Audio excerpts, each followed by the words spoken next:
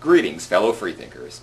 The event you're about to watch was hosted by the Center for Inquiry, an educational and outreach organization dedicated to defending and promoting science, reason, secularism, and free inquiry in every area of human endeavor. My name is Justin Trottier, and as Executive Director of CFI Canada, I would like to take a moment to tell you a bit about us. CFI Canada currently incorporates CFI Communities for Inquiry in Calgary, Montreal, and Vancouver. Over 30 affiliated student organizations from coast to coast, and of course our headquarters here at the Centre for Inquiry, Ontario. CFI Ontario, located in the heart of downtown Toronto, is the first Canadian branch of CFI, and is the first dedicated event and meeting space for all humanists, skeptics, and freethinkers in the nation. Our mandate encompasses a robust public education series, campus outreach to a growing network of student freethought groups, community outreach and social services, to provide secular and humanist alternatives to religiously monopolized services and activities, and a lending library and media center that, among other things, broadcasts videos like this across the planet. To learn more, please visit us at www.cfiontario.org, to get on our email list, or to learn how you can support our movement, such as by becoming a friend of the Center, a CFI donor, a volunteer, or to launch or affiliate a new campus or local group. Contact us today at ontario@centerforinquiry.net. That's CENTER. Thank you for your time, and I hope you enjoy the video. Thank you all. I'm very pleased to be here. I was a little afraid, as the American election approached, that tonight would be the night my wife and I would ask for political asylum. But that not having happened, this is still the first time that I'm lecturing about my book outside of the United States. Now, Americans, as you probably know, who live without God or without religion, do so in a hostile political and cultural environment. A lot of stress and strain around a lot of issues, including a religiosity that is thrown up to us constantly. Barack Obama, the new left-of-center president-elect of the United States, at his Labor Day speech in Detroit, downtown Detroit, a traditional Democratic kickoff speech for an election campaign, cut his speech short to only 9 minutes because of the threat of Hurricane Gustav in Louisiana. And in that 9 minutes, he mentioned God and prayer no less than 6 times. And he ended it by asking his audience of 100,000 people to join him in silent prayer.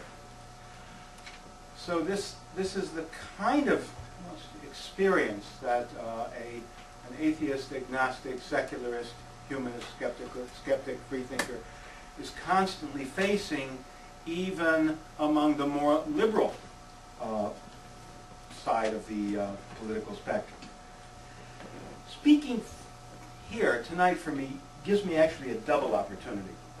Not only to bring you my ideas from my new book, but to do so in relation to your questions and your concerns as atheists, agnostics, skeptics, freethinkers, humanists, and so on.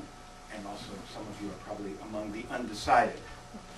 That's the subtitle of my book. What I'd like to do is to actually begin not by telling you, but by asking you, since you're not Americans, since you have different concerns than most of us have, what are the kinds of issues and concerns that bring you here tonight, or that occupy you as people who are not conventionally religious, who are that list of people? What kinds of questions preoccupy you? I'm especially concerned to see how that would compare. We have a mic there, but you can simply, shout it out if you wish. What kinds of free thinkers' questions do you have? Are you raising your hand, John? No. No. Yes, please. My question is this. 2 million people in this city. Why only these people? It means the rest of us, we are, don't take me miss, or I'm not casting as person. I'm just stating the fact. Are the people are not stupid? So why only us? Is that what I'm telling? Good question. Good question. Why only us? I'm just going to make a note of it and then maybe come back to it. Other questions? Yes. I don't have a question, but you asked why one would be here. I never happened to have ever in my lifetime believed in God, and I see it being promoted everywhere, and I'm getting sick and tired of it, so I hope to persuade others that we shouldn't believe in this mythology. Okay. If you're getting sick and tired of it, and you live in... Oh yeah, I was born here in Canada. Okay. Well, come to the States and see what you can do. Other thoughts, comments, questions? Yes, please. I have one. I'm sort of just starting out like my thought process on this, but like I'm pretty sure that God is not like whatever you can call it, but for me I struggle with trying to find some sort of reason for everything that happens in the universe and a connection between things and my actions and how they outcome and stuff. Yes, yes, yes. Vital question. If we abandon God, then what's the reason for everything? Of course, some of you have already gone past that question and say, well, with God, what's the reason? Right. But nevertheless, I think you're asking me, because if there is a God, why the mess? But obviously a very important question. Any others? And it may not be one that you had as you were coming up the steps, but something that occurs on a regular or semi-regular basis. Yes. Well, I struggle with how do you deal with separation between church and state, and we probably deal with it less here in Canada than we do in the States, but it's nonetheless there. It's in our Bill of Rights and various other documents that we all live by. How do we reconcile ourselves to that?